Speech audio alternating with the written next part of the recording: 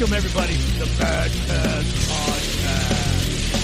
Today here with my big dog, Keoni. David Tillman in the house. Represent. What's up, Keoni? I'm so glad that I get to talk to Keoni because we've talked a lot, and we have very similar background and great stories. Lots of great stories to tell. 20 years in the game. 20 years. Oh, my God. Straight out of Waimea, Hawaii, on the Big Island. Island style. Oh, you didn't see my shirt that I was wearing underneath. What's that say, dog? Oh, represent? Hawaii Surf. Nice. Hawaii Surf. Nice. That's your longboard shirt. Yep. I got it when I was in Hawaii. It's time for all of us to go back out there. I agree. I agree. It was great. I've never been. We need to get all back out to the islands, especially since the CrossFit Open has been pushed back to February. Yeah. Praise the Lord. So, so this whole year, everything's went out of a whack. You could make a conspiracy theory argument that the reason 2020 happened was because CrossFit took away regionals and shifted the Open to October. Because after the October Open, then what happened? We had 2020, and everything's gone to hell since then. That's right. And now we're moving it back to February where it belongs. It just wasn't meant to be in the universe. It wasn't meant to be. So thank God the Open is back in February, and now Elijah can continue with his off season, and we're trying to get him home to Hawaii. So if anybody wants to go, tickets are actually super cheap right now too. Yeah. Only thing is they're 14-day quarantine in Hawaii. So I mean, who the hell wants to spend 14 days? In Nobody. Yeah, You gotta 14 days in Hawaii. No, you got to stay in your hotel room though. And if you guys are listening, wait a minute. You got to stay in your hotel room, and as soon as you get off the plane, you fill out a form, sign a contract, and you submit your phone, and they call your phone and they track your phone. They track Yeah, your so phone? people are getting arrested. What? People are getting arrested in Hawaii for breaking For their leaving quarantine. their quarantine? Yeah. Oh, I And went there's- out. And there's tattletale culture going on right now. So if you George Orwell spoke the truth. What Yep, the exactly. heck? So anyway, we'll wait. We're narking on each other for leaving the hotel room. So exactly. What is the world So coming to? on September, I do believe in September though. If you can show a negative test, a negative COVID test, then you're free. You don't have to quarantine. I'm ready. I'm ready for this to open up. Yeah, let's do it. Hey, I'm excited. I did get confirmation of my University of Texas football tickets today. So what's going on with UT football? So they basically moved my seats from where they were, right? Because I have season tickets. They moved them. There's a whole row open in front of me, and then they stagger people. So there's like to my right or left, there's like 6 or 8 spaces, and so they're going to limit it. And they start with whatever. I don't know how they do it, but they're. The guy said it was total chaos, and people were upset because some people are losing their 50-yard line tickets and going to the 10-yard line.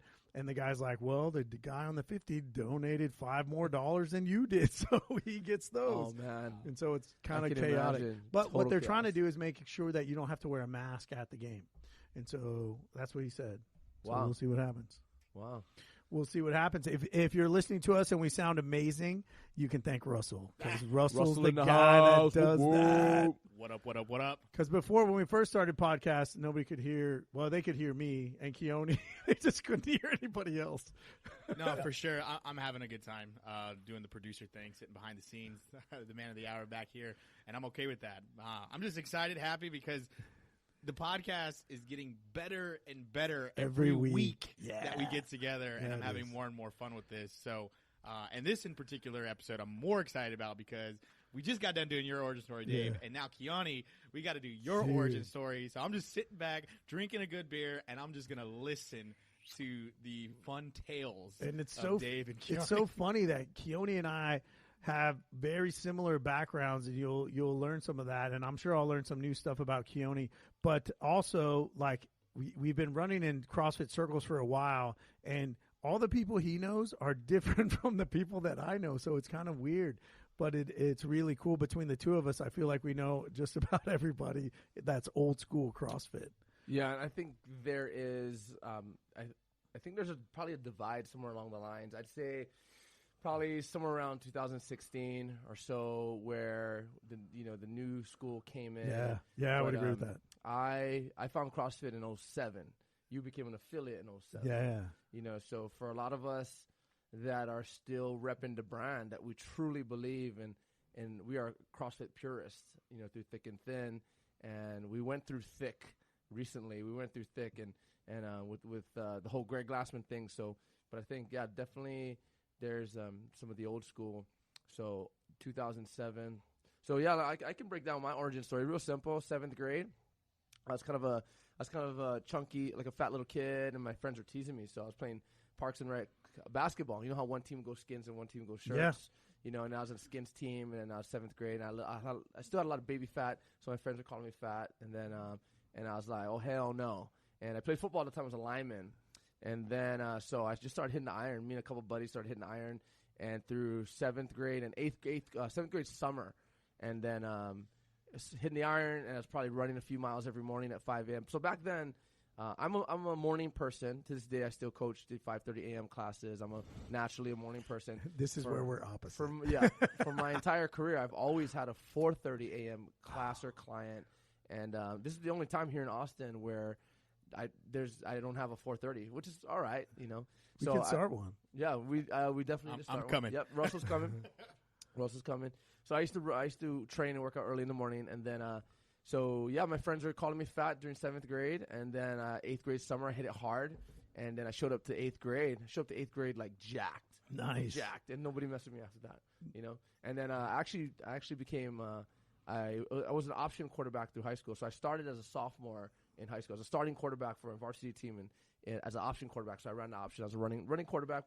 We still threw a lot, but I was an option quarterback, and all my linemen were smaller than me because in Hawaii, all my linemen were these small Filipinos. Yeah. So, but at some point, some of my linemen will hear this. So shout out to my local, my Hawaiians out there, my Filipino linemen out there back in the day. Yes, through high school, I played football, and I always trained. And Rose and I have been together since high school. I was a junior, she was a sophomore. So Rose and I lunch hour after class. So Rose and I would be hitting the iron. You know, we'd be working out. She played volleyball, I played football. She played a little basketball. So her and I have been working out since high school. You know what I mean? And then that's crazy. I went away to college. Never left the state of Hawaii until I was 17.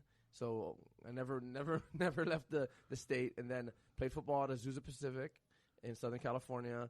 We actually won a national championship. I was on what? Yeah. So I didn't know that. Yeah, so that's amazing. Yeah, I was on the NAIA, so I didn't. No, small college ball, so NAIA. That's still amazing. My sophomore year, I'll bring it. I have a big fat ring. I got a big fat national Keoni, championship that's ring. freaking awesome. Yeah, national champion. How could I not know this? Yeah. So NAIA national championship. At the time, I was a running back, and I just played special teams, so wasn't that big a deal. And then on the off season, I'm just saying, brother's got a ring. If I'm no the big punter deal. and I get a ring, I'm like, dude. Yeah. It was actually back then was the first time. Of course, it was the first time I saw exactly what a championship team looks like. Yeah. You know what I mean? What does the work ethic look like? What does the coaching look like? What does the camaraderie look like? And it was an amazing experience way back in 98, 99 season. We won an NAIA national championship. So in the off season, I went to a Bally Total Fitness. So we like similar to you, like we were in college, and so I went to Bally's, and you went to Q the Sports Club. Yep. So the funny thing is, the guy there was two brothers that started Q the Sports Club, and their names were Frank and John Lanacio, and they came from Bally's. Yep. So you were at Bally's, and the gym that I was at was exactly like Bally's, except for I think Bally's had sort of a pinkish color, right? All their stuff was like neon pink going neon. on back there. So we had blue neon.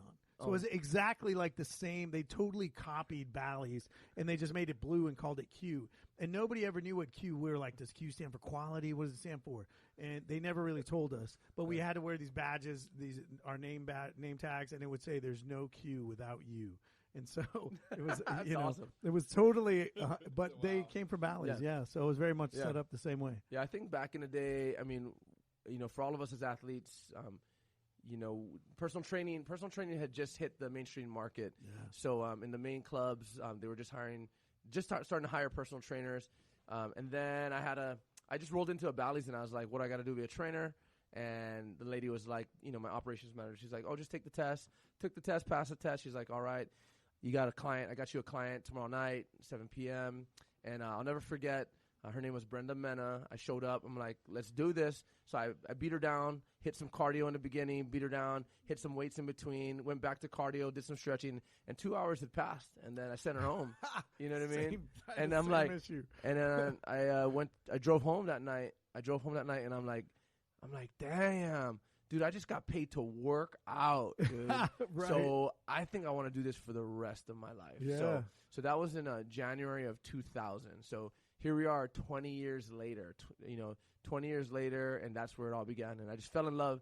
I fell in love not so much. I've always loved fitness, but I fell in love with getting other people fit. Right. And from there, I just fell in love with it, trained at the Bally's, and eventually we moved home when Elijah was conceived, and then I just continued to work in sports clubs, and then I just perfected the business of fitness, and then I perfected my Transform program, which is my 12-week body transformation, which is my signature program. And then in 2007, actually before we found CrossFit in 2007, but before that we had gotten into we opened up a couple of private training studios. So in the mid-2000s, personal training studios were really big. And then so we did that for a little while. And then the economy crashed in 2008. Mm-hmm. And then luckily, anybody that wasn't in group training already, either boot camps or CrossFit, all of personal training crashed and burned. Yeah. Crashed. I had clients that I was making $90 an hour with some clients, and one of my clients showed up one day and he's like, "Dude, Keoni, I just got laid off. I don't have a job." So and then luckily we were already in CrossFit. And then in 2007. And at that time, you were in LA, yeah? By that time, we'd moved home to Hawaii already. Oh, you're so back in Elijah Hawaii? was born in 2004. So Rose and I were together through high school and college, and then we got married in 2003. And we got married in 2003. I drove up to Vegas. She was living in Vegas. She was a wedding planner at the Bellagio. And we were always that off and on couple. Awesome. Yeah, so you really didn't know. You really didn't know whether, like, are you guys together? Are you guys apart? What are you guys up to? Or and then so one day, she had moved to Vegas. She finished her degree in 3.5 years. Wow. At Azusa Pacific. She has a marketing degree. She finished in 3.5 years. And then, for me, I was personal training and working. And so I paid for my own college. So it took me 6 years to finish my degree. Yeah, it took me 5.5 years. Yep. So no shame. Ain't no shame. Ain't no shame. Yeah. So what's your degree in? So I got a bachelor's in communication from Azusa Pacific. So, and so I figured if the easiest way to college is to talk my way through college, and that's what I did. So it paid off though. I actually wrote for the Honolulu Star Bulletin. I wrote for a couple of papers back home. Dude, I didn't know all this. Yeah, I'll we talk every day. Yeah, How do I not know this stuff? So I wrote my first article. So this is a great CrossFit story right here. So we had already moved home. Rose and I got married on a whim in Vegas. That's a whole other story. Just drove up to Vegas. We got married one night, and that's another story. And then, but we had moved home. That's a good story. I can bring that one up a little bit later. I'll save that as a cliffhanger for the end. Is how Rose and I got married. I have to hear that story. So I drove up to Vegas and we got married, and I'll tell you that story at the end of this podcast. But we had already moved home, and then I was writing for the Star Bulletin. I was working at a regular club, and then I had gotten to my own studios, and then I saw CrossFit.com. So I had already seen CrossFit.com. I saw what they were doing, and it was definitely unique, right? Anybody that's and what year was this again? This is 2006. 2006. So CrossFit.com had already been established for a few years. Yeah. And then you're looking at the pictures, you're seeing what people are doing. They're outdoors, they're flipping tires, all of that. So I knew. Yeah, and if you were in fitness at this time, like that was crazy stuff. Right. Like, because everything was bodybuilding. It was all like, preacher curls and bench press. That's what we did. And then whenever you saw CrossFit, it was you were like, what are these people doing? And at the same time, though, you and I were talking earlier, was at the same time I was in Bally's. Like, so if my client might be hitting a leg extension, they hit 10 leg extension, it'll drop down to 10 burpees. Right. And they'll do 5 rounds. Right. So we were already doing that. You know what I mean? We were doing CrossFit, but not as sexy as CrossFit. Yeah. We were already doing dumbbell thrusters. Heck yeah. Dumbbell thrusters with leg curls. We didn't call them thrusters. I mean? No, I didn't call them thrusters. They were called squat presses. Yeah, right? Dumbbell squat press. That's exactly right. You know what I mean? They were dumbbell squat press with leg curls. So we were already, because we knew that in order to innovators of functional fitness. You know it. And we knew that in order to deliver the result, like the client, we've got a client for an hour, they're not going to stop moving for an hour. Right. You know, so we knew that.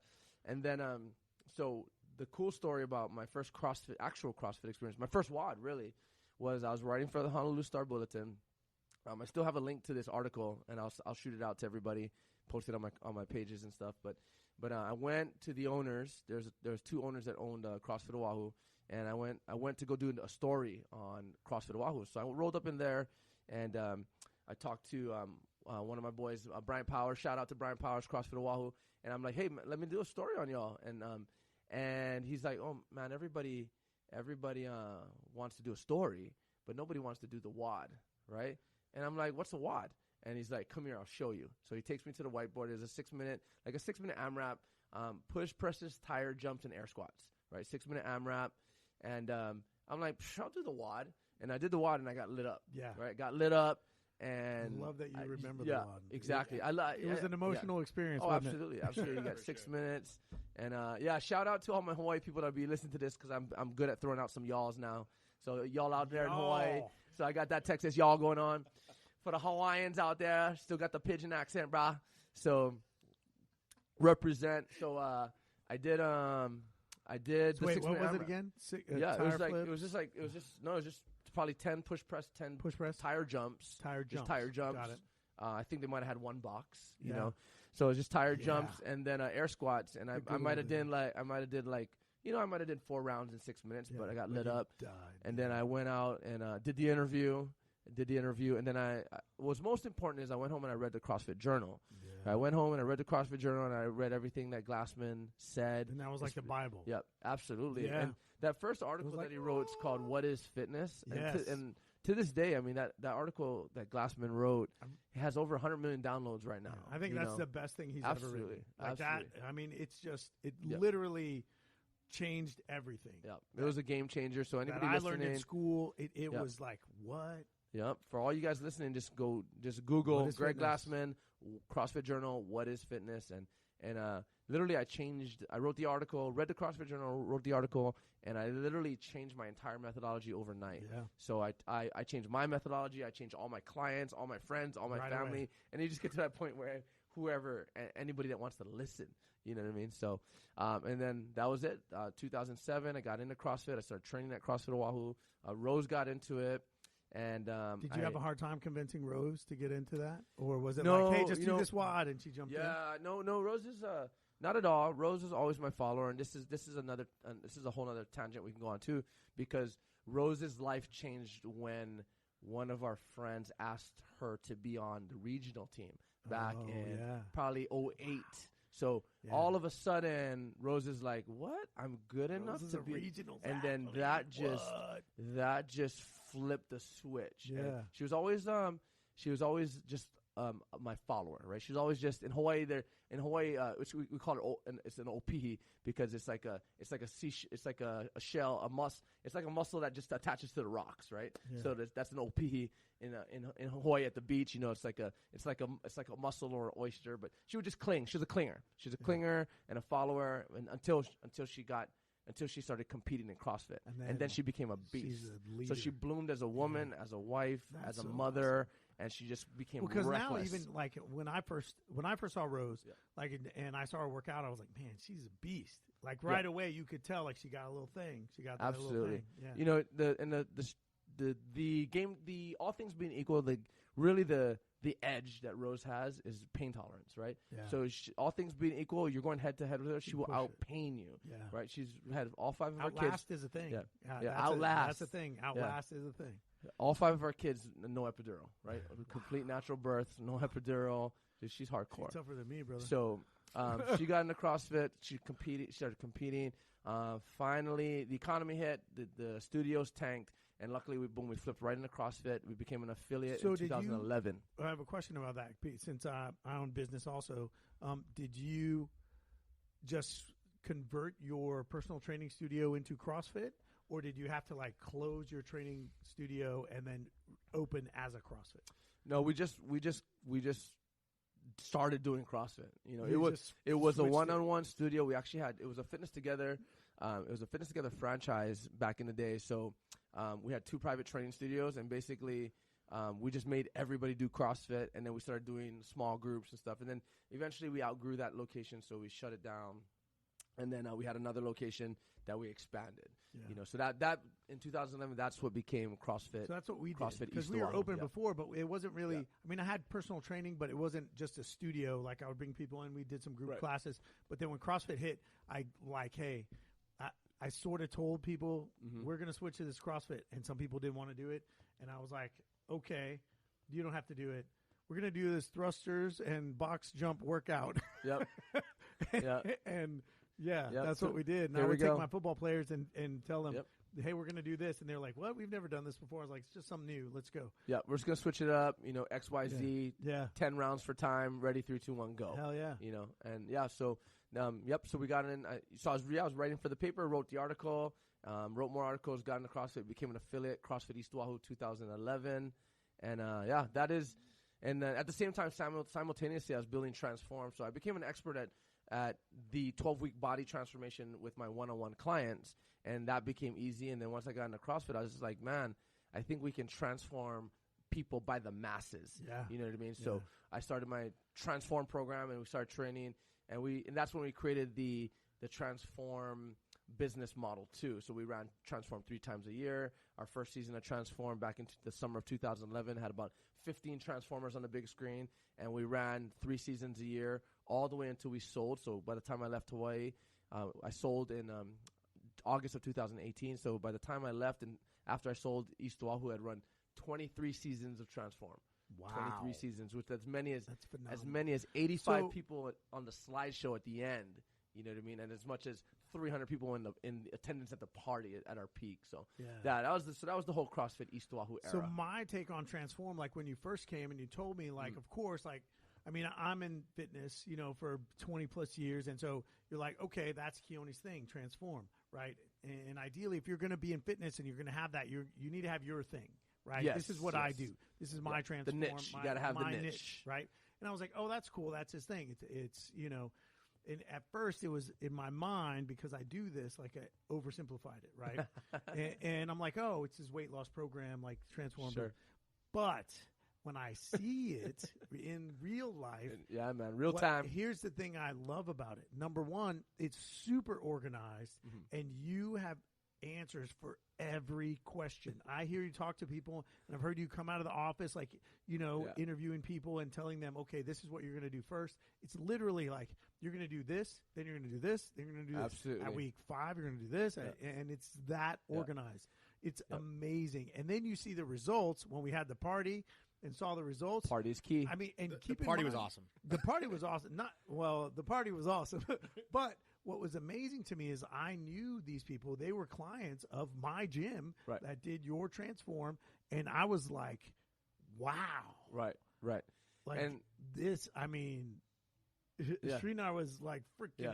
And whoa. shout out to Srinath. Wow, Right. Srinath. You know, Yeah. Srinath. I mean, yeah. wow. Yeah. Shout out to Srinath too, though. He is for the first season, really this season, for the first time ever, I threw out because of the pandemic, Yeah. and we ran the Apocalypse Games and all of that. I knew that when we were shutting down the gym, I knew like, damn, we need to do Something. we need to do something that's highly engaging. So I knew we needed to throw the Apocalypse Games, and then I threw out for Which the first was time. awesome. Yeah, and that was amazing. And I, for the first time, I threw out a Transform DIY, so do-it-yourself Transform. So Srinath did DIY. So Yeah. he just pulled off his own transformation doing Zoom. Yeah, he did Zoom. I met the him. whole time. He did Zoom. Freaking Zoom. He did Well- Zoom workouts 6 days a week. I heard about that, and I met Srinath for the Murph. He showed up at CrossFit Cedar Park for the Murph, and he walks in. It was either the Murph or another day. Either way, he walks into That's CrossFit May, Cedar Park. right? We had our party, a couple weeks ago? Yeah, a couple weeks ago. But I met the guy, and the guy took off his shirt, and I'm like, this dude's ripped. Yeah. What have you been doing? And he was like, this is the first time I've been to the gym since the pandemic, because he's been doing everything Zoom. But I mean, he chimed in. So at the funny party. thing is, you saw the pictures. Yeah. But I saw him when he came in, and when he came in, he was very much old school, strict movements. Sure. Right. So he didn't have that technique in Olympic lifting. He didn't have that little speed, that little pop. He was very strict about everything, and he would try to, power clean, reverse curl, basically, and he would do that, and he was big. Like, he was a big dude. He was thick, right? He had muscles. He was thick. And then, man, he flipped that switch and at home. So it was weird because you would see him on Zoom, and I remember coaching him in Zoom, and I hadn't seen him for a little while, and I was like, dude, you lost weight, man. And he was like, yeah, I'm doing good. My diet, I'm doing the transform. If you want to see Srinath, go to CrossFit Cedar Park on Facebook right now and just go to the feet. Look at Srinath.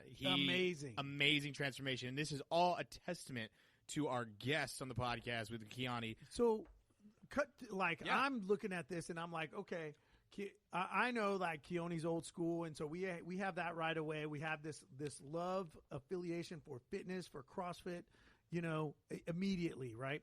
And then he's like, oh, transforms my thing. This is that, and this and that. I'm like, great, that's awesome, weight loss program. And then you see it, and it's like, no, that's not just awesome. It's freaking amazing. It's not a gimmick. Like, it's not. Like, you see a lot of gimmicks out there. Wow. Yeah, you see a lot of people that preach these gimmick workouts. Yeah.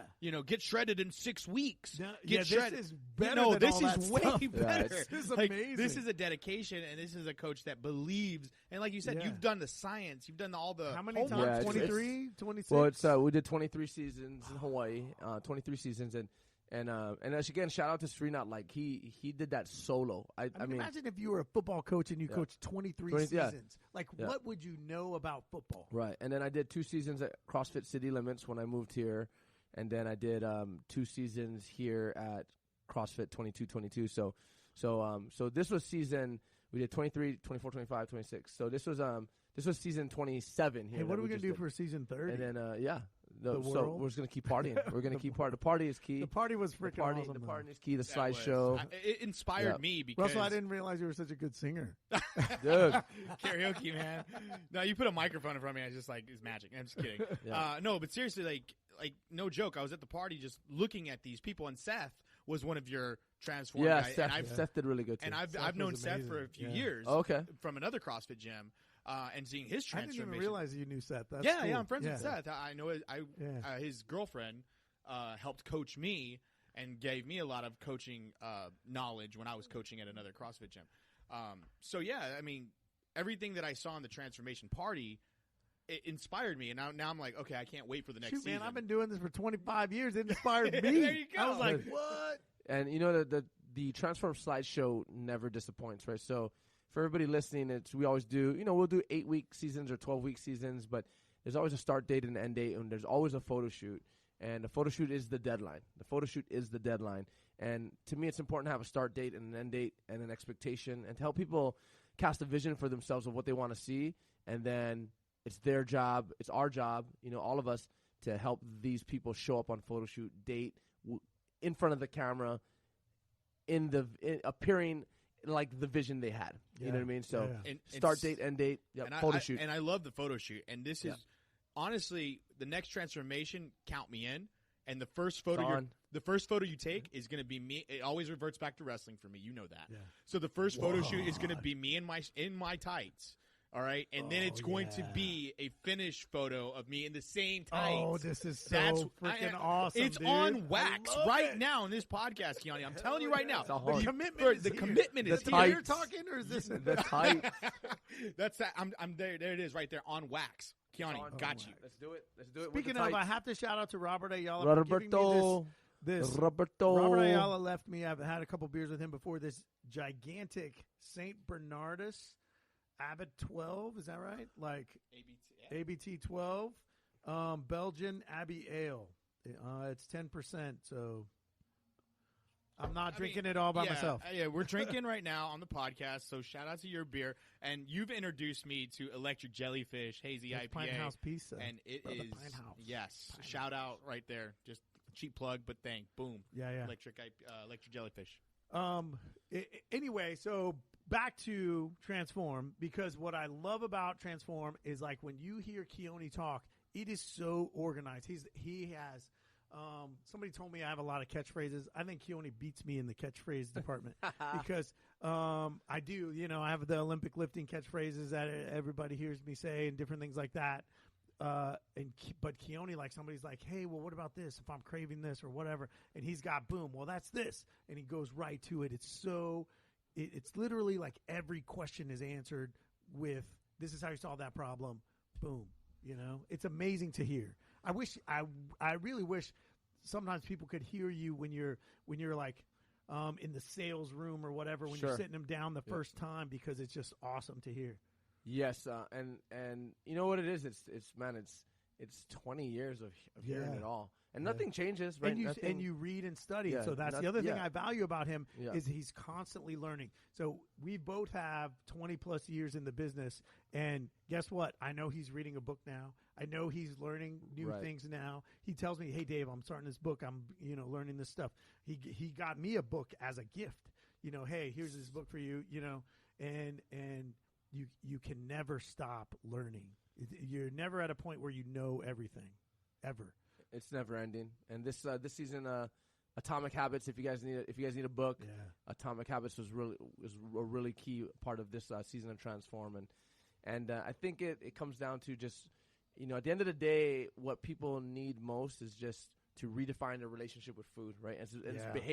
It's my work is done in between the ears, right? It's just the mindset, it's the head. How can I help somebody change their mindset? How can I help somebody change and therefore change their behavior?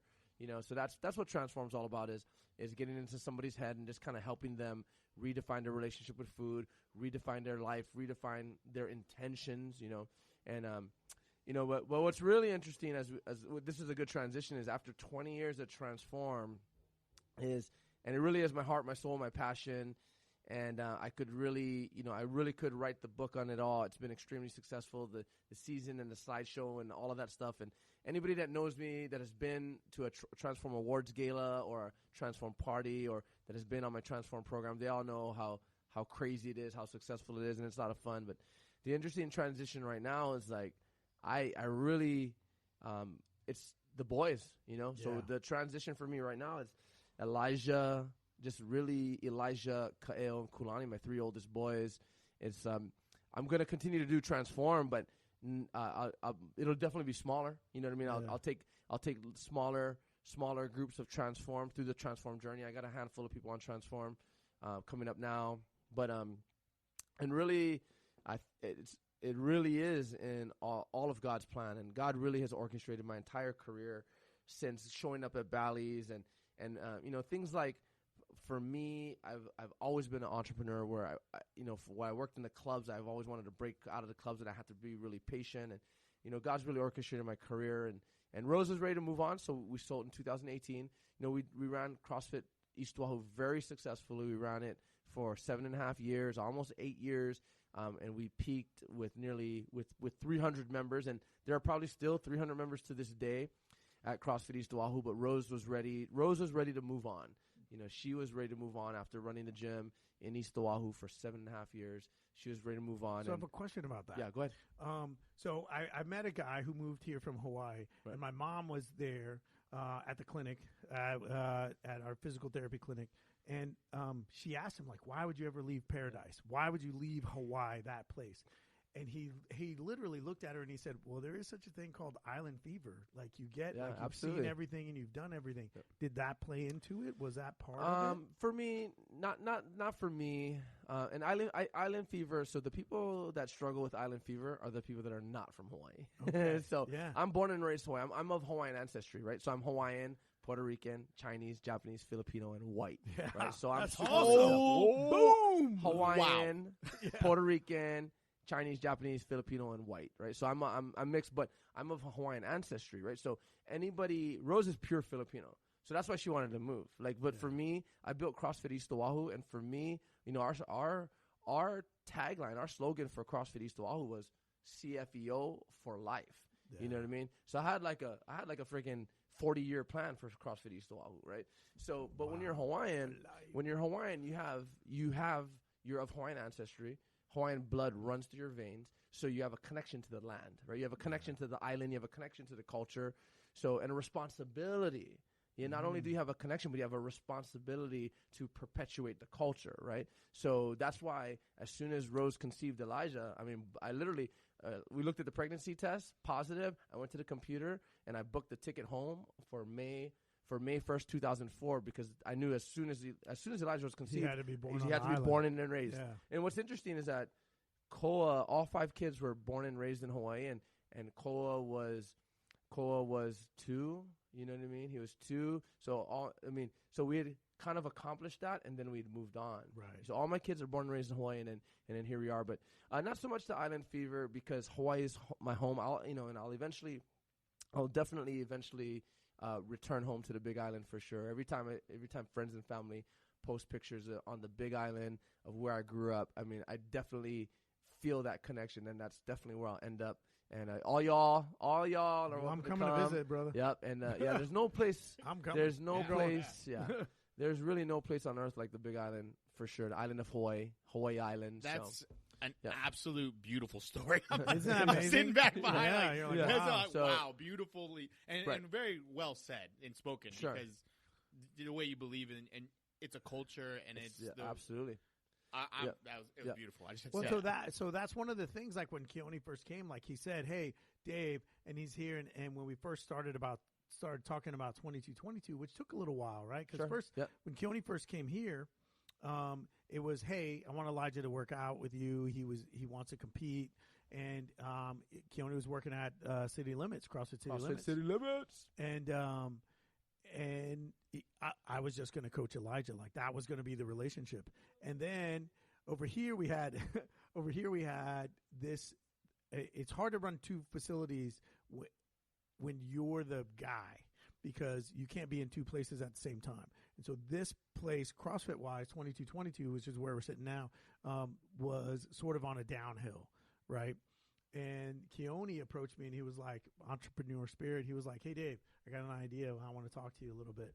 And he was like, "What if we try to build it back up?" And I thought about it, and in my mind, I had already been frustrated about a lot of things. You know, it was ups and downs, and it was very frustrating. And you guys don't know this, but we built this building to be exactly what it is. Mike and I designed the building. We went back and forth, and I was like, "Look, this is going to be half therapy, half CrossFit. We have a big glass garage door in the middle so that like we're not too loud for the people in therapy, you know, but we can open it if we need to. And we have this beautiful outside, a little track. It's not big enough, but you know, this facility was made to be physical therapy and CrossFit."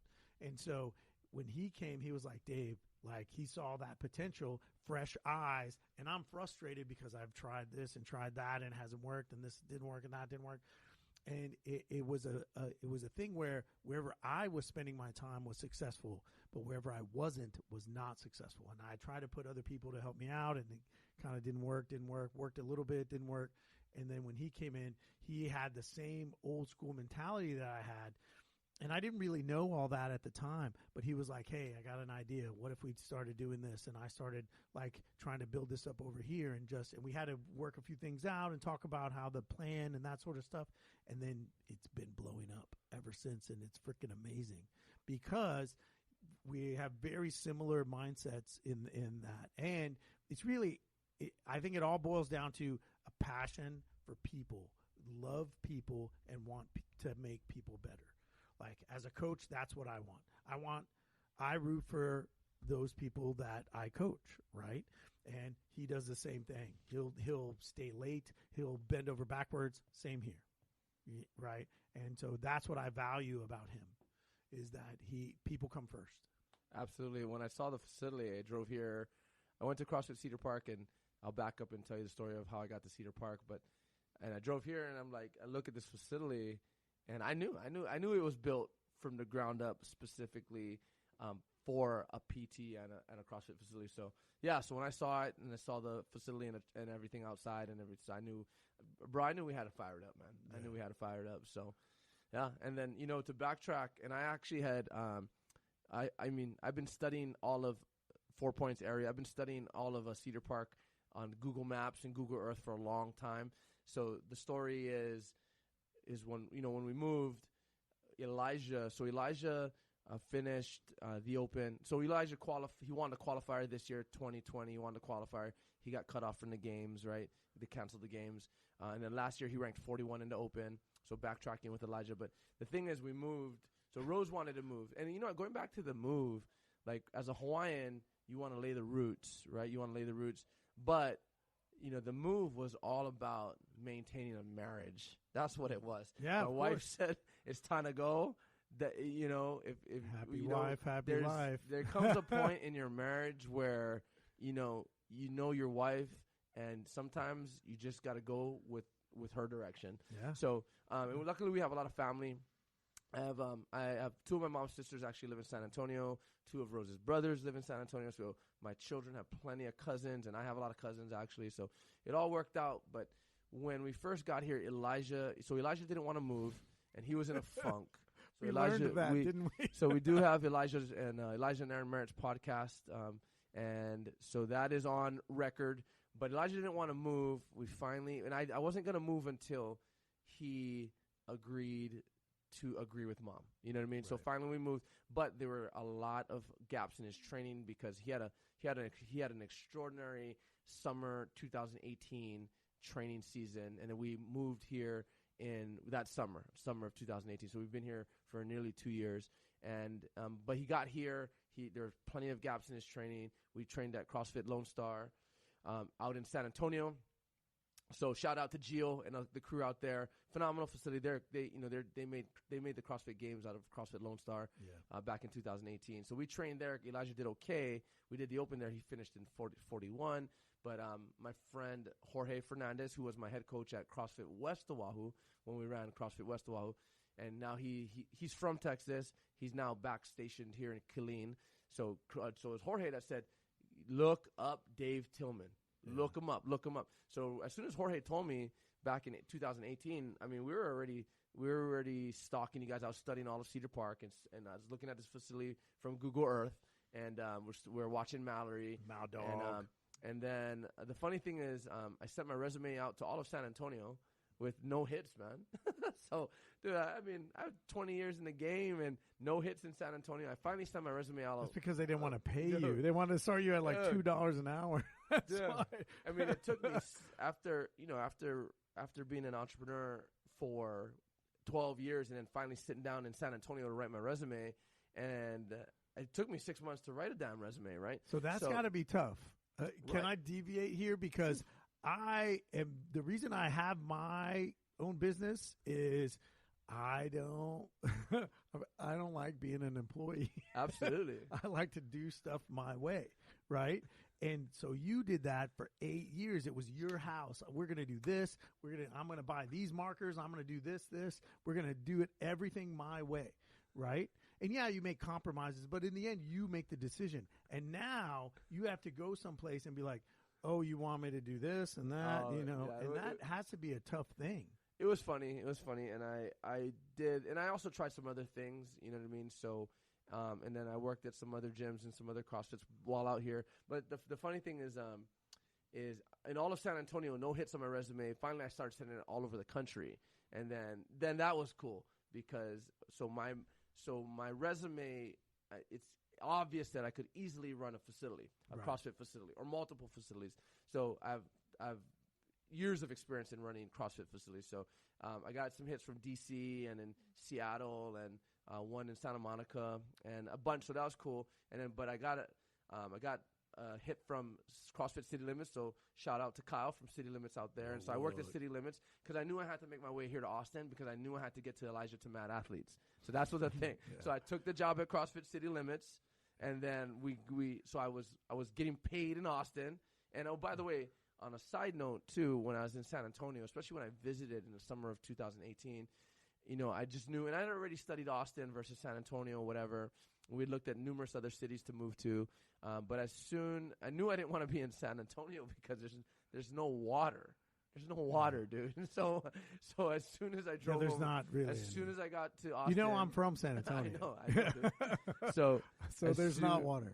There's no water. And then I drove over the Colorado River He's here. not in talking Austin. about drinking water. He's talking about there's no like water There to needs jump to be into. bodies of water Yeah. in the area. You have to drive outside. You got to go to Medina Lake, Canyon Exactly. Lake, There's outside gotta of San be Antonio, water. pretty much. You know, you grew up on an island. There's this life. You And need then to you be went- able to submerge your body in water whenever you want to. Yeah. You know, so I drove over the Colorado River, and I knew that Austin was home.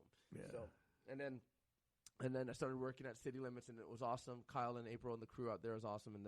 But I knew I needed to get Elijah. Got Elijah to you. Elijah started training, and then I saw this facility here, and then there were 6 people here that were still training, and I said, let's fire it up. You know, let's fire it up. And now it's yeah. doing great. So now, yeah, Through a pandemic, yeah, you got people yeah. in shape during the Absolutely. pandemic, Zoom only, Absolutely, like crazy. Yeah. And I mean, I can't give you props enough because Apocalypse Games, like that helped me. I mean, I work out. for sure. I work out, Keoni. You know what I mean? But all of a sudden now I got to show people, hey, for my team, I have to Yes. post the pictures up. I have accountability, which I had never had before because I'm the man, you know? And Yep, so you're the boss. now I have a team that's like, Dave, are you working out today? Are you going to post pictures? Are you going to, you know? And so it was awesome for me too. Yeah, absolutely. So everybody we divided the membership into teams for the Apocalypse Games. I figured that the gym was going to be closed for about 8 weeks. So it was 8 weeks Apocalypse. That's what I was hoping for. Only 2. Apocalypse, I was hoping yeah, for a 2 month, months, yeah. but you know. Yeah, I figured the gym would be closed for about 2 months, and then so you got to post your videos, you got to post your workout. It was fun. It was good to see. And you know, talking about transitioning here and talking about what the future holds. I mean, we're gonna do what we did in the Apocalypse Games, and we're gonna just continue to unify CrossFit Cedar Park and CrossFit 2222. Yeah, that was Right, amazing. so- That was one of right. the benefits that I didn't really foresee. But since everything was online, like everything, you know, it's online. All of a sudden, like the people from Cedar Park are seeing videos every day of someone from 2222 and Absolutely. vice versa. And so all of a sudden they start to like comment and they Sure. become friends online and they've never seen each other in person. It's crazy. Right, and You know? then we also did things. We did some really important things like combining the Facebook group page together, and Yeah. you know, and CrossFit Cedar Park, and we recently just got the affiliate back for CrossFit 2222. So that's a big deal. That's a big deal, right? So Huge. now it's crystal clear. We run a CrossFit gym on 2222, right? It's just crystal clear. So now CrossFit Cedar Park, CrossFit 2222. Now we can just continue to grow together, and you know, ultimately that's what the future holds. And you know, when it comes to transitioning from Transform, it's like now I got 3 of my older sons. They're all teenagers. Elijah is happy that the Open got pushed back. Kaeo, this is going to actually be very interesting to see Kaeo in the 14-15 teen division. I'm so right? excited about So this. we're gonna have That's going to be Kaeo. freaking awesome. We're going to have Kaeo in the 14-15 And teen division. Elijah And then Elijah in the 16-17 division. Yeah. So it's With just- Aaron. Yeah, Aaron's with gonna Aaron. be in with 16, 17 also. With young Aaron. And then let's not forget about Caitlin. So Caitlin Merritt. She's So going to be Kael freaking beast. and Caitlin Merritt's going to be 14-15 teen division. And then, of course, Elijah and Aaron going to be 16-17 division. And then that is kind of the highlight of next year as we kind of start to build that story and build that narrative. And it's going to be, you know, and you push the Open back to February and you know, with things like Eric Rosa committing to growing the sport, Yeah. right?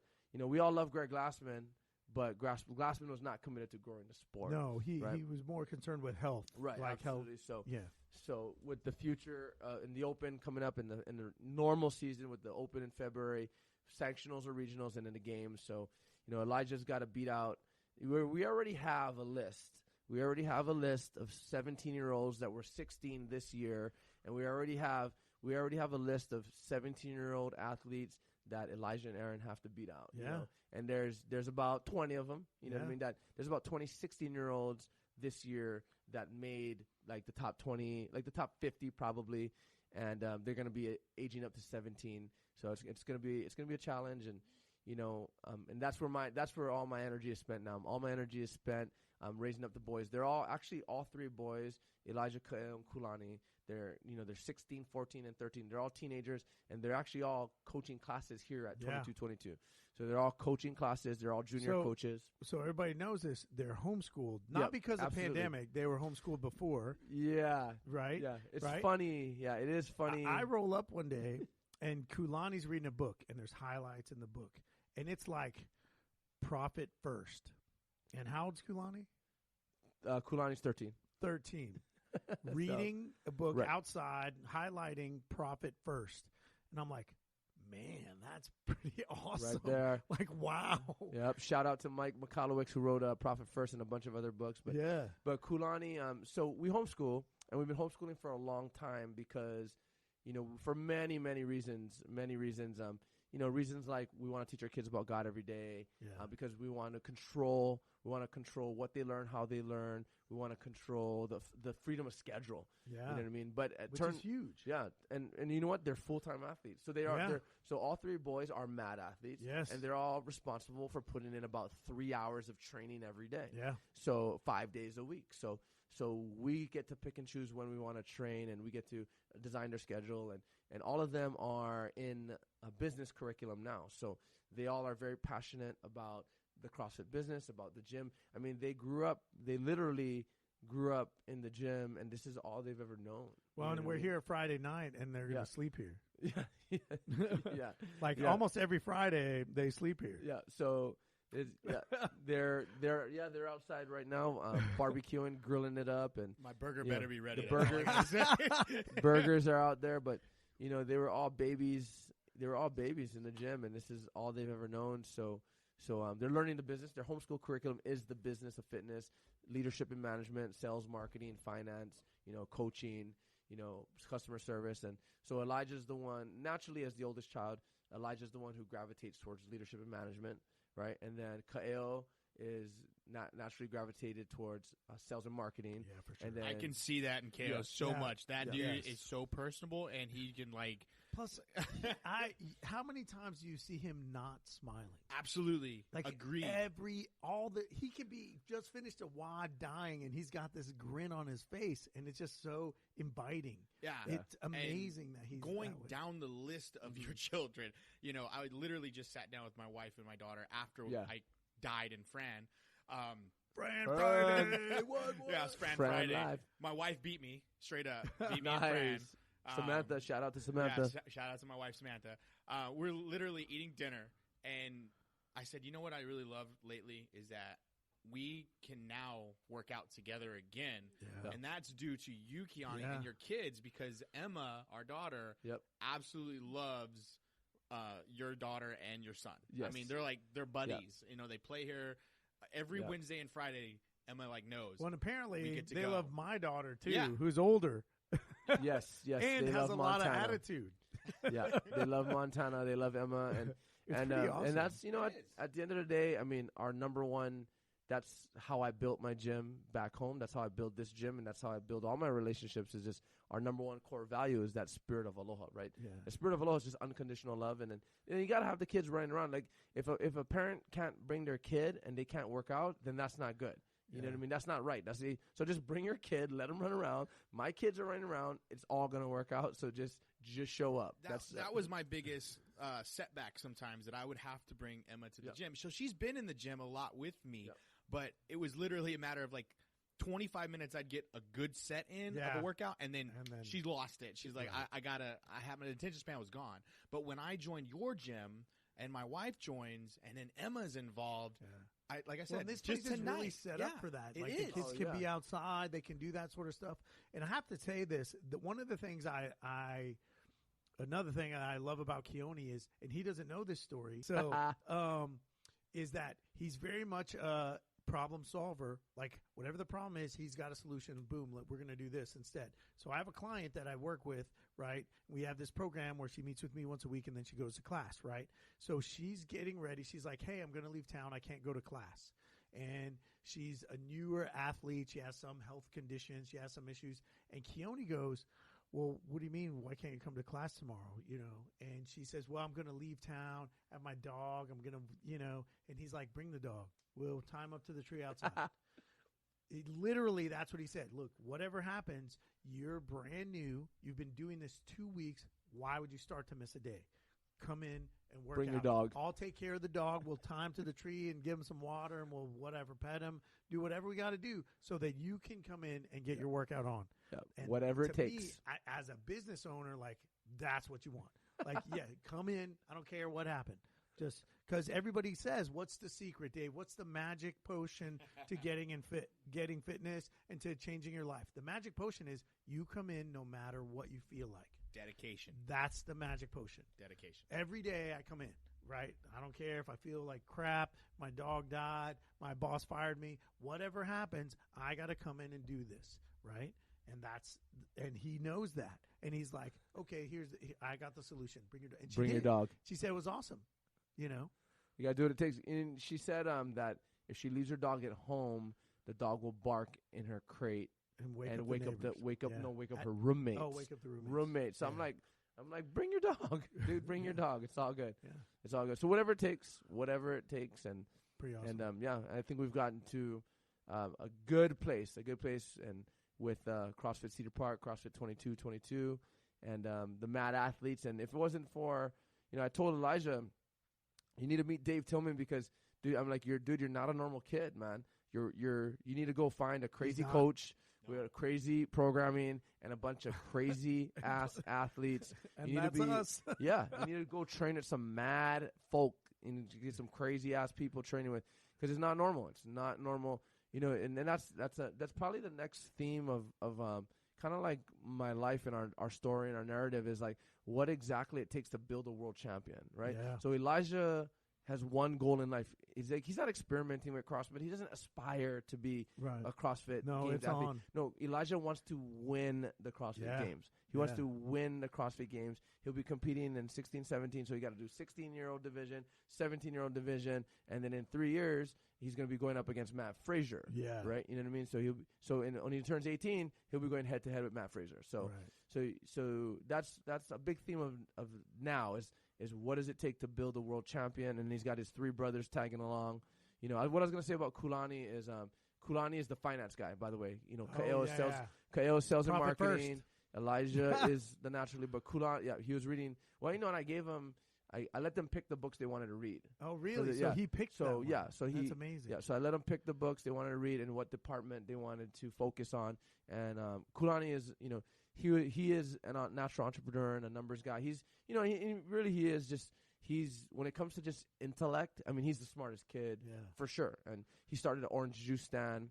He sat out on the street. He did all the he did the numbers, orange juice stand, and he did the numbers for the competition. Yeah, he was the head scorekeeper for Double Trouble. Yeah, with the orange juice stand. So this, I had a few people come up and ask me like, so he's doing the numbers, and I'm like, oh yeah, like he's got it. Don't worry, because I had seen him reading the books, and I knew. Dude. But they were like, well, how come he's doing the number? I'm like, because he knows better than you do. I promise you. Like he's. There's nobody when it comes to judging, scoring. I mean, Kaeo and all the boys were judging in the open when they were like 8 years old. Yeah. When it comes to the CrossFit culture and the CrossFit community and the way we run things and the passion we have, like we're untouchable. I mean, like nobody has put more hours into the CrossFit this is their culture. whole life. Dude, this is like all you said, we since do. They were 8 years old. And think about Koa. Think about Eve. Like they're here 2 years old. Like they're going to spend their whole life in a box. This is like, all we do. Their first memory is going to be seeing, Elijah do thrusters. Right. You know. On that note, this is a great story because we were going to Wadapalooza. And like I'm racking my brain, and like, should we take Eve and Koa? Eve is 5, Koa is 3, and we're going to Miami this year. Problem-solving skills. I'm like, man, do we take them? Do we leave them? Do we take them? Do we leave them? It costs money. I mean, they're gonna be in the way. They're gonna be nagging. You know what I mean? And this is Elijah's it's hot, first. It's a long day. It's loud. hot. Yeah. We're traveling. It's Elijah's first big competition. I don't want any distractions. And so we decided to take them anyway. They're totally cool, and both of them are phenomenal. They're just amazing kids. And, I knew that I always wanted a daughter, so I bugged Rose for Eve. There was a 7-year gap between Kulani and Eve. And then I was like, hey, Eve needs a playmate, so we had Koa. But here's the thing about Wadapalooza is like, I was like, I don't know if we should bring them. We brought them, and Elijah's doing a snatch toes to bar imam in Wadapalooza, and at the very he did great at the that, very too. last minute He he beats the clock and beats everybody to the buzzer while everybody has to go back to toes to bar and the imam. And I'll never forget both Eve and Koa are on the railing and they're just yelling, "Go Elijah! It was Go so Elijah!" awesome. You know what I mean? Russell, like I was right there. Yeah. It was freaking amazing. And that's when I looked at them, and they literally, they know what's going on. Yeah. They see Elijah competing. They can see that it's coming down to the wire. They can feel the intensity, and they're sensitive to the energy in the air. And they're like, "Go Elijah!" And then right there, I looked at them, and I'm like, okay, that's why we brought him. Yeah. You know what I mean? That's why we brought him. That moment right there was amazing. I'm sure there was lots of hassles and whatever, but that moment makes it all worth it. It made it all worth it. And, you know, and even Cole, I mean, they're going to be, I mean, plus, Eve, I'm going to say this, like, Eve is going to be phenomenal. yes, yeah. Like, Eve can butterfly pull up. She can butterfly pull up right now. Right now. 5, man. And she's 5 years old. Well, I love, like, Emma is following her lead because Eve has been doing the wall handstands. And Emma has been doing wall walks to try to catch up to Eve. And I'm like watching Emma, who's just turned 4, and I'm like, I look at my wife and I said, "Yo, check out Emma. She's doing wall walks and literally doing wall walks." I'm like, oh God. I can't even imagine that. Like, I mean, I wish I found CrossFit in my 20s, you know, and here we are 5 years old, and, you know, and Koa, man. It's just going to be phenomenal. I've always said that to Rose and stuff, is there's something to be said for, you know, God gave us Elijah, number 1 off the shelf. God gives us Kael, number 2 off the shelf. God reaches for number 3, Kulani off the shelf. You know, we wait a long time. We get Eve off the shelf, number 4. But there's something to be said for reaching up and bringing in number 5. You know what I mean? So you have a basketball team, brother. Yep. It'll be. You really do. Like, Samantha and I have had conversations like, could we have done that? And she goes, not a chance. Yep. And you know, and it's good that there was such a big gap. There's 7 years between Kulani and Eve, and the boys. You know what? The boys can do everything. They can change diapers, make bottles, give babies baths, put them to bed. I mean, the boys. You do a really good job with that, by the way. They got the full skill set. They can cook, and you know. The funny thing is that I always joke about is KO can get some rabbits out from the back. Yeah. He can KO's hunt. the hunter. He can hunt. Yeah. We had a barbecue, and KO brings a rabbit that he caught, that he with his bow and arrow got, and he also marinated it and put it on the grill. And I'm like, apocalypse. I'm going with KO and the apocalypse because this guy's bringing food right away. I'm there. I'm all in. KO's definitely the outdoorsman, the hunter. I took him hunting when he was like 10 years old or something, and we were in a tree stand, and we didn't catch a pig that day, but our friends did. And once he saw the pig that our friends caught, he was hooked. So, yeah, he's the outdoorsman. And so I do have a question. Can you, because you see them at their different ages, and I want to know who's the most competitive of the group. You know, Elijah, they're all competitive. They're all competitive. Because I know Elijah's really competitive. So. Well, Elijah just hates losing, right? You know, so you know, that's what defines, you know, when you think about, you know, for anybody that hasn't watched The Last Dance, you know, the 10 parts documentary by Jordan. Anybody I love that. Dude, so take good. me back to the 90s. If you don't know this, in itself, right if you don't know this, I told Elijah to go watch that. I said, Elijah, you need to watch this. I said, I don't care if you don't like basketball, if you don't care about basketball. I told my kids to watch it. I'm like, if you want to see what it's like to compete, to be a champ, the mindset that you need to watch this. I'm going to make Emma watch that. Heck every yeah. time she feels discouraged. Like, we're putting on The Last Dance. Dude. Right. So Elijah's hands down the most competitive because he hates losing. But Kael is a competitor because he likes to please. He likes to please others. You know what I mean? And then Kulani, I've always told Kulani, especially in the last year, when, you know, after Wadapalooza, the boys joined Mad. So it's because of Wadapalooza, the boys were inspired. They were fired up. They got fired up. I always tell Kulani that he is the dark horse because he will hands down be the strongest. He'll be the strongest when it comes to Olympic lifting. When it comes he's to already so good too. So His technique is so good. He's already snatched at the age of he's 12, going to be 13. So he's already snatched 125. And then that benchmark weight of 135. Elijah didn't snatch 135 until well after his 13th birthday, but Kulani will hit 135 now Elijah's snatch. snatching 235 from the hang. He hang snatched 235 last week. But Elijah's going to be 16. When Kulani's going to be 16, and Kulani has better limb length. You know what I mean? Yeah. Elijah's arms are long, so Elijah has to work to get that bar. That's right. So Kulani has better limb ratios and limb length, so Kulani will be strongest. Kulani is the most stubborn. You know what I mean? You just watch him in a WOD, and then he's just the most stubborn.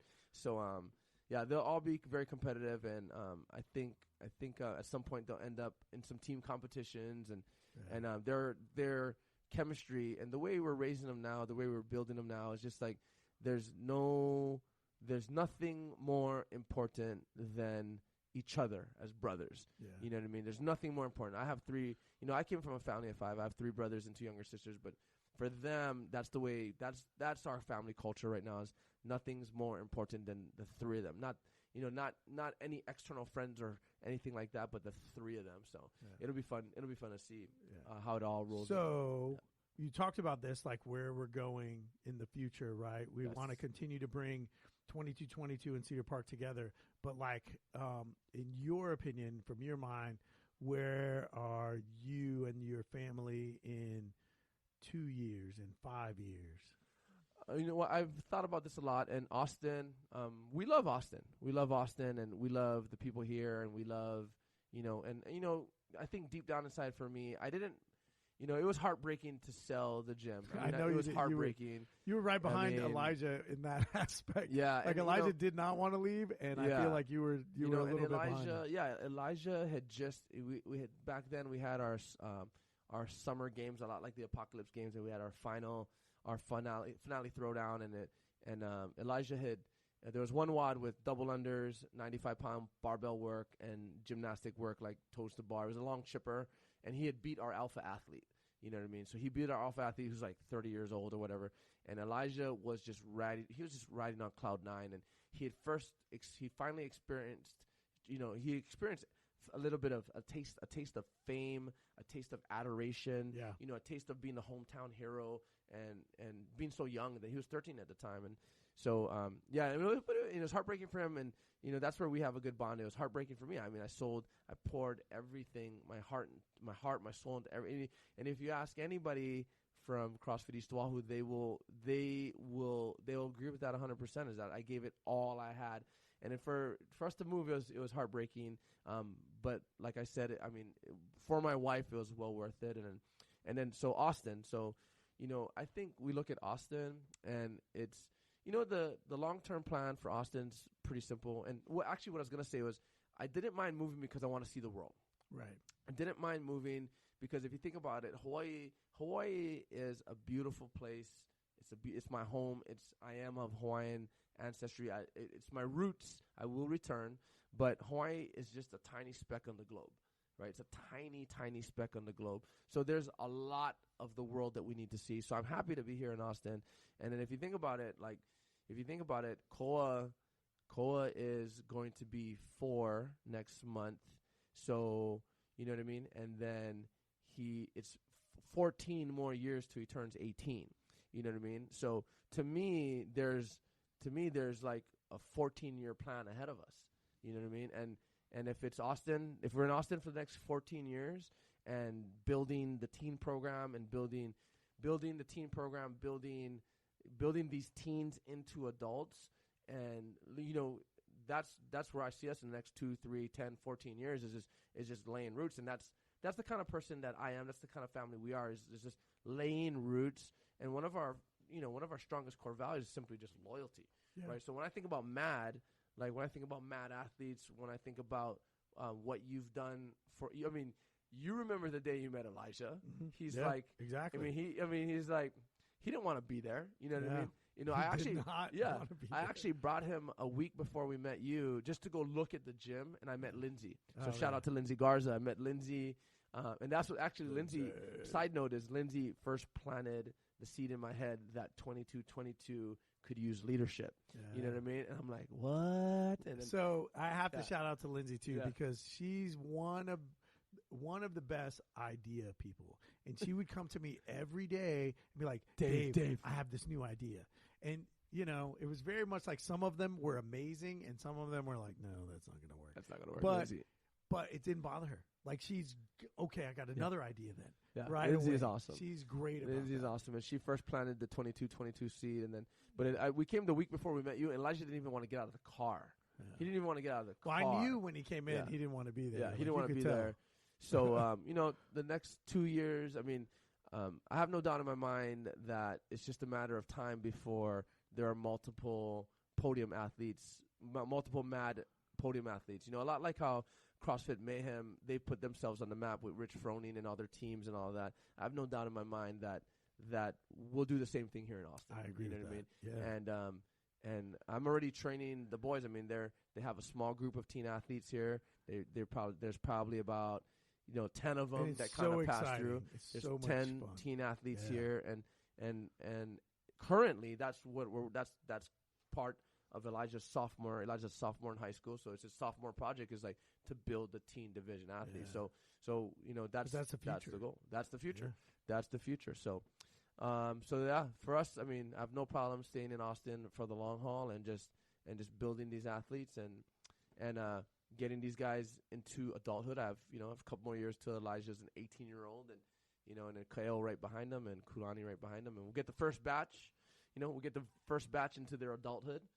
But I have no doubt in my mind that the MadAthlete program, this is just where God led us and where God wants us to be. And all the paths that have crossed, all of our members. So it's cool when you see that because I really think like of course you didn't want to leave your home, where you grew up and you didn't want to do that. But how do you grow? Like if you go back to the Last Dance, like every time there was a setback, that's when Michael Jordan came back tougher and stronger and better, right? Yeah. And so if you look at like it's a setback, but it's also learning.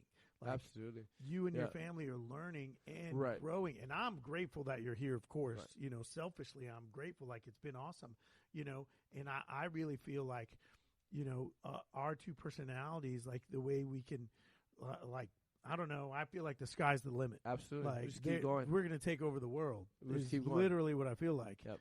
With CrossFit and MadAthletes and this freaking podcast, like that's what we're going to do.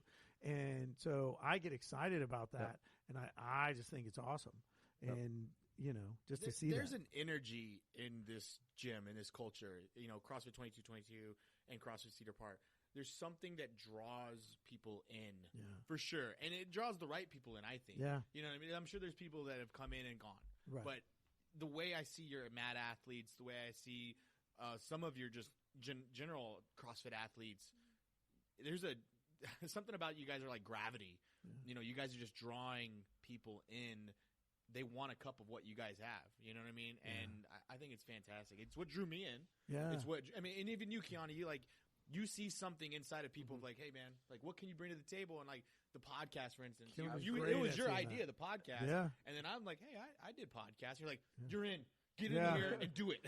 Keoni, you're great at that. Keoni is really good at, like, he's like the general, like, okay, your job is this. Go do that. Boom. And he sees that gift that somebody has. My good friend Gilbert, who actually came up with our logo, the dude has worked a lot with us on that. He always says something every time I meet him, and I haven't seen him in a while. But when you said that, like, hey, moving here and that sort of stuff, he always says God doesn't have a plan B. And so, that's right. Literally, like, it was meant to be. It's all meant to be. This is where it's supposed to be. This is where you're supposed to be. This is where I'm supposed to be. This is where Russell's supposed to be right now. Like, we're where we're supposed to be. It's all meant to be. And everybody, all the members, just especially a shout out, the 22 members. We wouldn't be here without them. No, they're the one that they're phenomenal. They're the ones that pay membership every month. So shout out, especially to guys like Aaron Kerr who came in. I got a phone call from Aaron Kerr. Robin gave me the heads up with Aaron, and he's been here for a while, and then he was gone and came back. And so guys like Aaron who just who just stuck it out with us. And then, you look at like Heather and Kevin Fox, who, when I got here to 22, there's 6 members, and Heather and Kevin Fox were one of them. Same thing with Chris. Lindsay, Chris Leonard, Richard Williams. For a long Lindsay time, Williams. Chris was the only guy coming to class by himself, like alone. Yep. Shout out he just to kept coming. Yeah, and Wilson and Chris at 5:30 in the morning. Lindsay and Heather, but yeah, shout out to them, and they're the ones. And that's what it is, and that's my gift. My gift is that spirit of aloha and building community, right? So the business is built on the community. So now let me ask you a couple questions. What's your favorite thing about CrossFit? Oh, my favorite thing. I mean, there are many, of course. I love that. Coming from a fitness standpoint, so. What I love about CrossFit is that everything's measurable, right? And I love the intensity of CrossFit. I love the methodology. I love that CrossFit revolutionized fitness by making it measurable. I'm covering the CrossFit level 1, the level 1 information, the workbook, and the level 1 stuff for all the boys will be taking their level 1 soon. Elijah will be taking it first, but I'm covering the level 1. So everything about the methodology, stuff that we never saw in the fitness industry before. I love how it's so organized now, because you were there at the beginning, right? First level 1 handbook. My first level 1 that I asked, is there some kind of is there a workbook? Is there a handbook? And she literally emailed me the link to the journal. CrossFit journal. And so I printed, when you printed I printed all of them, and it was stack, you could probably fill 4 binders, yes. 4-inch binders. I read all of them on the way to my level 1, every single one of them. But now it's so organized. Yeah, and the it's handbook grown is really so organized. much.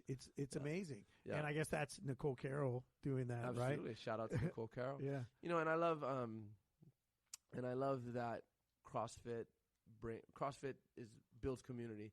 That's my favorite thing. Yeah, that's my number one. One of my original quotes that I created at CrossFit East Oahu is that your best relationships are forged with those who choose to suffer with you, right? If you think about that, right, your best relationships are forged with the people that choose to suffer with you. And every single day that you go through a WOD, that's a microcosm of life, right? Every single WOD is like you get your ass kicked, right? And there's a special, people who do CrossFit is a very unique.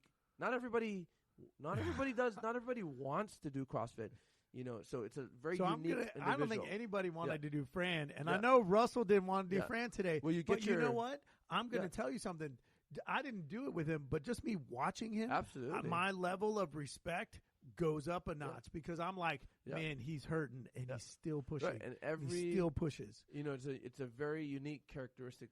The way people are wired is you get your ass kicked every single day in a CrossFit gym, but you keep coming back, right? Yeah. And it's the same thing in life. It's like, and that's why there are so many leaders, executives, so many business owners, so many doctors, lawyers. There's so many successful people in CrossFit because it's just getting your ass kicked. Every single day you get your ass kicked in a WOD, you go home stronger, right? Yeah. It's just, so that's, it's the intensity and that kind of stuff that builds community. Not getting down. Yeah. It's how you get back up. Yeah, that's what I love. Rocky Balboa, baby. Rocky Balboa. And that's why I'm a CrossFit purist. Same. CrossFit purist. And I'm right there with you. I love that. Okay, what's your favorite WOD? Easy. Grace. Grace is my favorite WOD too. Oh, Shut up! I didn't even know that. I have Give me a barbell and nothing else, dude. I can do. There's been many times in my life where I just take a break. I clean and jerk that barbell 30 times. Oh, I love it. You know what I mean? Yeah. So there's been times in the middle of the night where I've had problems. I just go down in the garage and I just do Grace. So Grace, I have a 210 Grace. I have a 259 Isabel. So Isabel's another favorite one. And I love Jackie. I love Jackie. The 1,000-meter row, 50 thrusters. What the boys did today, 30 pull-ups. I love Fran. I love thrusters. I love thrusters. I hate Fran. I love thrusters. I don't mind thrusters, but I hate Fran. Yeah, no, I love Fran. But that was the first workout I ever did. Yeah. So. Yeah, Grace for sure. Those are all my favorite benchmarks. I love Nate. Nate is kettlebell swing, handstand push up, and muscle up. Stuff like that. It's a good one. I love Kelly because I suck at it. Legs. Yeah, because I suck at. I love Nancy. Kelly is wall ball. Kelly is 25 wall ball, 25 box jump, 400-meter run, 5 rounds for time. Love that one. The funny thing about Nancy is that It's simple, running and overhead squats, and it's not that 5 heavy. rounds. It's not heavy. 95-pound overhead squat, 400-meter run, 15 overhead squats. I've seen people literally go into tears doing Nancy. There's something about that combination, and it's the fact that you're doing 75 overhead squats. Like, that's a lot of overhead squats. Yeah. Like, people. Yeah. I love the overhead squat because for the first time in all of fitness, you're forced into an overhead squat, and you're forced to have upper body. Tuesdays one? Yeah. Or was it Wednesday? It was squat, snatches, and running 400 meters. Yeah, I did it. I did it Well, too. you watched me, and you're like, if I would have, your statement to me was the funniest thing I've heard. You said to me, if I would have known your pain face was that ugly, was awesome. I would have recorded it. I should have recorded your pain. Dude, it was, and I said that to someone. I was like, look at his pain face. And they go, well, he's a wrestler. And I was like, dude, that's awesome. Like, it wasn't fake. It wasn't it was real. Were like I in was pain. in pain that day. Keoni, you need to see that pain face, man. You're like, wow. The first time we did Isabel, right? 30 snatches for time. Me and my friends thought it had to be a squat snatch. So we did 30 squat snatches. I was going to tell you, this is what I love about Isabel, is that it's not a squat snatch. Not squat snatch. Yeah. Yeah, I like Amanda, 975, muscle up snatch. So, yeah, I like them all. I love everything about CrossFit. My favorite's Grace, though. It always has been, because the one thing, when I did Grace the first time, it felt like I was running sprints.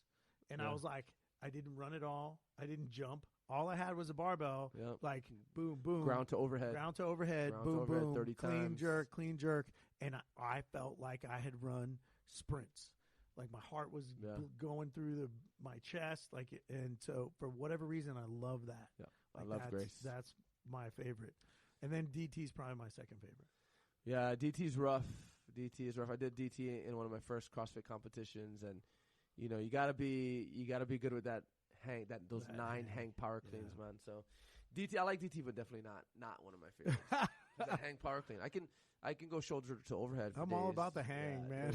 I can power clean all day. You got big hands. Yeah, you got big hands. The hang doesn't bother me.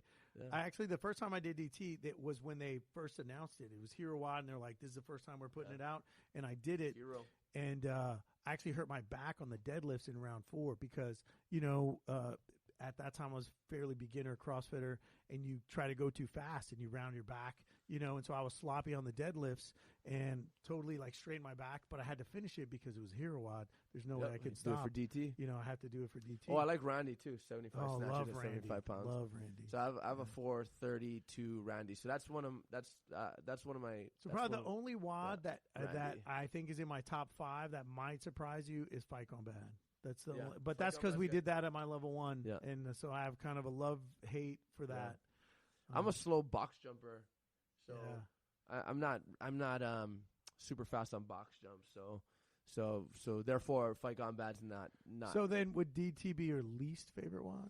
No, my least favorite is Karen for sure. 150 wall balls. I think you like that one. Oh, yeah, 150 wall balls. I love wall balls. So when I program, we have some things that we break stuff up into, right? We have couplets, triplets, and then we have one, and it's called SMMF, and that stands for, I don't know if I can say it on here, but it's single movement mind. Single movement mind F. Right. And that's what a Karen is. It's like, okay, we're going to take this one movement. Nothing else to and do. You have to do 1,000 of them. Or like if you look at, although it's really 2 movements, if you look at, what's the WOD, G.I. Jane, it's 100 burpee pull-ups for time. Pull-ups. You're just doing the same thing over and over. And so it just gets you into this terrible mindset of like, this is never going to end. Yeah. And that's Karen, 150 wall ball, Wall balls. Yep, Karen. Yeah, but nobody loves 150 of them. True. Very, very true. But yeah. So he's Hawaiian. Pineapple on pizza or what? Yeah. Let me hit you with 3 fire questions, Keoni. Go just ahead. like boom, hot strikes, and then we are going to close with you giving us your wedding story. Yeah. So we're going to close with that. Be good. But I'm going to hit you with 3 just off the rip questions. All right, go ahead. If you can go to lunch with 3 people, alive or dead, who would they be? I'd go to lunch with Jesus for sure. Okay. I got a lot of questions for Jesus, no There's doubt. One. Jesus, Yeah. go. Jesus, no doubt. I would go to lunch with Elon Musk. That'd be fun to go to lunch. If you listen to any of his Joe Rogan podcasts, man, He says some interesting things. dude, That you guy's gotta- definitely, you gotta like everybody's got to have a conversation with Elon Musk. Yeah. So that'd be the next one that comes to mind. And then the next one, I'd have to go back. Oh, you know what? I'd go back into Hawaiian history, and I'd go back into like King Kamehameha. You know, the first king that united all the Hawaiian Islands. So yeah, somebody from Hawaiian history, somebody from then Jesus, of course, from the Bible, and All right. and then and then Elon Musk. That would be if you have not listened to Joe Rogan and Elon Musk, you got to listen to that. It's hilarious. All right, what else? What else you guys got? So, for me? do you like pineapple on your pizza? Kahlua pig and pineapple is much better. Kahlua pig, onions, and pineapple is much better than ham and pineapple for sure. So, and Liz PR'd her friend today, by the way. So Liz likes ham and pineapple. Yeah. So I threw Fran into Liz's personal training a couple weeks back, and she kind of panicked, and she got 7'10". And then I've been training her and teaching her, and she's picking up the butterfly pull up, and Liz is big, she's tall, so yeah, she's tall. She's a tall girl, so it's hard to get. Pull up's like whoosh. Yeah, whoosh. yeah. She's got 125 pound snatch. She's got a 300 pound deadlift, She's really 305. strong. Yeah. She's strong. You know, she looks like a female Dolph Lundgren from Dolph Lundgren from Rocky. That's awesome. And then Love she that. got we spaced She's out. awesome. And she is very much plan oriented, so we spaced out every 30 seconds on the front. She did 100% butterfly pull ups. Really? This time around, which that's she did phenomenal. not. So she went from 710 to 526 on Wow, front. 526. Yeah. That's So she awesome. likes, That's legit. yeah. That's a good time. She likes ham and pineapple, and so So pineapple. What else you got for me? Last quick fire question, and then we're going to go into your wedding Wedding story. If you could come back after death as a non-human, so you have to pick an animal, what animal would you come back as? These are good questions, dog. Yeah, great question. I really would, like them. I would come back as an eagle. You know, I always in all my dreams I'm Wow, always he didn't flying. even hesitate. I He know. knew Yeah. right away. Yeah.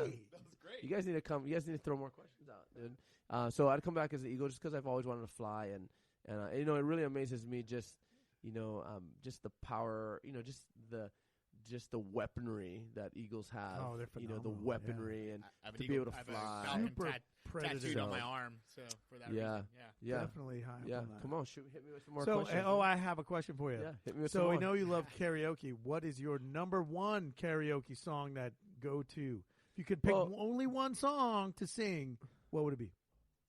If I could only pick, you know what? If I could only pick one song, because Because that never you happens. I mean, I always warm up with "Kryptonite" by Three Doors Down. You know, that's a good song. Yeah. we were singing Chris Isaac, "A Wicked Game." I mean, I can sing, that's you another know, good song. "Neon Moon" and "OPP," whatever. But you know, the song I'm having the fun most with, and with the deepest emotional connections and ties for me, it would just be "Butterfly Kisses" for my daughter. Oh, You know what I mean? So- that's a Yeah, good yeah, answer. Yep. So. Okay. Yep. that's So cool. I yearned for many years for father-daughter relationship, and it really blew me It's away. cool, isn't it? Yeah, It is and cool. there's Yeah. you know, You It's got a daughter, uncon- you got a daughter, I got Three a girl daughter. dads right Yeah. here. Hell yeah. yeah, and when you know I bugged Rose for many years, and then one day when I was feeding Eve, which is 6 months maybe, I was feeding her, and then she just looks at me, and she looks at me with 100%, you know, and to this day, right, of course, is this unconditional love. Yeah. You know, unconditional love. Whereas with marriage, on the other hand, like I love my wife, no doubt. course. In November, we'll be together 25 years. We've been married for 17 years. We've been together since high school. I love my wife, no doubt, but marriage is one word: work. Right? Yeah. Marriage Yeah. is one word: work. Yeah. You know, and I think that goes.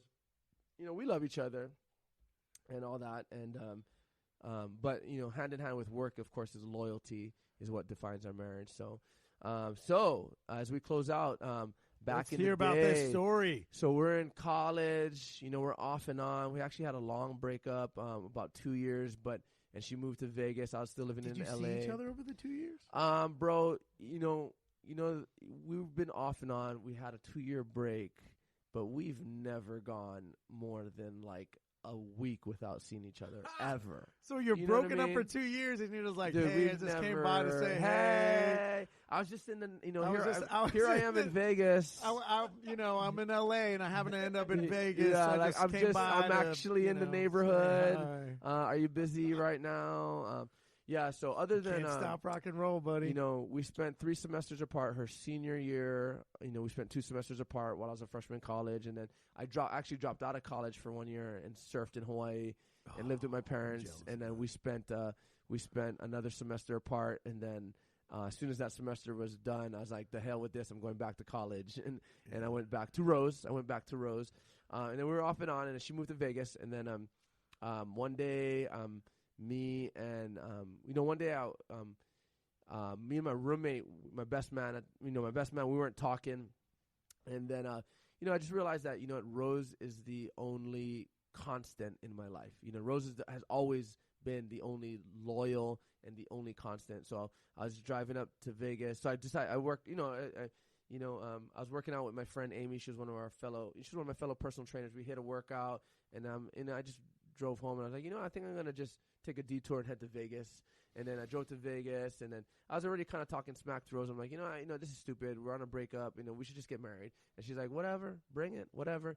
And then right around when I was driving to Vegas, right around a third of the way, you hit Barstow, and right around Barstow, I was like, you know what? Rather than going back into this cycle of boyfriend, girlfriend, good, then fighting, then breaking up, I said, you know what? I'm just gonna seal the deal. I'm gonna seal the deal, and I'm just gonna do what's right in God's eyes. You know what I mean? And I'm just gonna get married. So I got to Vegas, knocked on her door. Here's the proposal. It sounded like this. She answered the door, and I said, you ready? And she said, let's do this. And then so we went to dinner.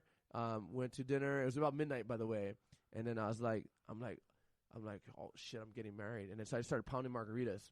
It's midnight. This is definitely a Vegas love story. And then I called my roommate at the time, and I said, yo man, just to let you know, I'm gonna marry Rose tonight. And they were out partying in LA, right?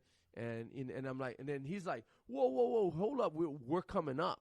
We're We're driving up. We're driving right now. Keoni can't roll in with him. So he's got to bring up. He's got to bring a posse. The entourage, bro. Yeah, for sure. And then they're like, "Wait, hold up, we're coming up." And then I'm like, "All right, see you soon." And then so that's midnight, and then we went to the courthouse and signed. And the courthouse for marriage license is open 24/7 in Vegas. So we signed off on the marriage license, and then we went to the pawn shop and got the rings, and then we went home. 2:00 at the pawn shop, just before they closed. I think all I had was $70 in my wallet, and the guy gave us 2 rings for $70. We still have them to this day. And then we went, and Rose is a wedding planner at the Bellagio, so she already knew the wedding industry. You know what I mean? So she already knew. So I went to her apartment. I fell asleep. She had planned the wedding. She woke me up. We headed to the back then, before they tore it down, it was the Boardwalk Casino. And we got there at about 5:30 a.m. And we have a couple of friends and my cousin Lisa that was living up there. I'm like, called her up. I was like, hey, if you want to join us, me and Rose are getting married. So she came down, and then the boys arrived. We got to the apartment we got to the hotel at about 5:30. The boys showed up at about 6 from LA, and by that time they are just faded. You know what I mean? They're like, and then so they're just screaming and yelling, and then right there, Rose had arranged the wedding, and then.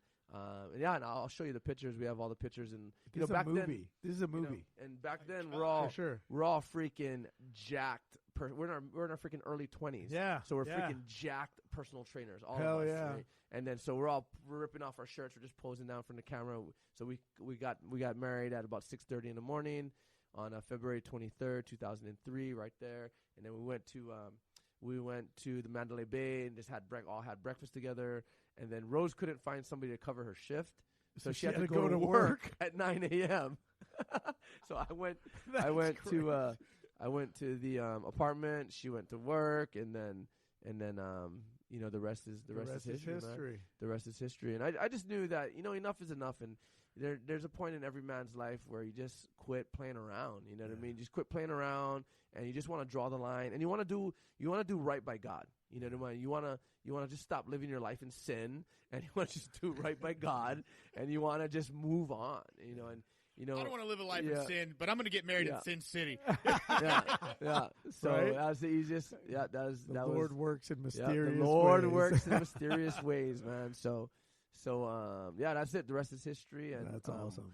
We What a great moved, story. We moved back to LA, and then we moved back home to Hawaii. But yeah, it was Vegas was fun. And now here you are in little old Cedar Austin, Park, baby. Austin, Texas. Austin represent. Yeah, so that's the wedding story. That's the wedding story. Sweet. Yeah. I cannot think of a better way to close this episode Boom. of Awesome. the Madcast podcast. In closing, Dave, I'll let you take it away. Keoni, thank you so much for being on. Russell, thank you very much. Keoni, thanks, brother. I'm so excited about the future, man. It's on. It's on Madcast Podcast. Thanks, everybody.